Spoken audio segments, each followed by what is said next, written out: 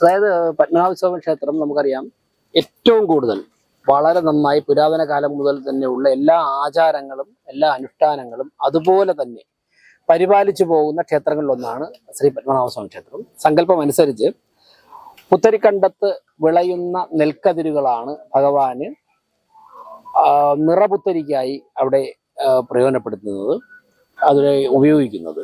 അത് എല്ലാ വർഷവും കോർപ്പറേഷന്റെ നേതൃത്വത്തിൽ ഇവിടെ നെല്ല് വിളയിച്ച് ഇവിടെ നിന്ന് കതിരാക്കി അമ്പലത്തിലേക്ക് കൊണ്ടുപോകാനാണ് ചെയ്യുന്നത്. മനസ്സിലാക്കാൻ സാധിച്ചത് കഴിഞ്ഞ ചില വർഷങ്ങളിൽ ഇവിടെ വിളയിക്കാൻ സാധിക്കാത്തത് കൊണ്ട് പുറത്തു നിന്ന് കതിർ കൊണ്ടുവന്നായിരുന്നു ഈ ചടങ്ങ് നിർവഹിച്ചതെന്നാണ് മനസ്സിലാക്കാൻ സാധിച്ചത്. തെരഞ്ഞെടുപ്പിന് മുൻപ് തന്നെ ഞങ്ങൾ ജനങ്ങളോട് പറഞ്ഞിരുന്നു, NDA നേതൃത്വത്തിലുള്ള ഭരണസമിതി അധികാരത്തിൽ വരുമ്പോൾ പുത്തരിക്കണ്ടത്ത് തന്നെ ഞാറ് വിളയിച്ച് ഭഗവാന് നിവേദിക്കും, നിറപുത്തരിക്കായി കാഴ്ചവെക്കുമെന്ന് പറഞ്ഞിരുന്നു. അതിന്റെ ഭാഗമായിട്ടാണ് ജൂൺ ജൂലൈ മാസങ്ങളിലാണ് വരുന്നത് നിറപുത്തരി വരുന്നത്.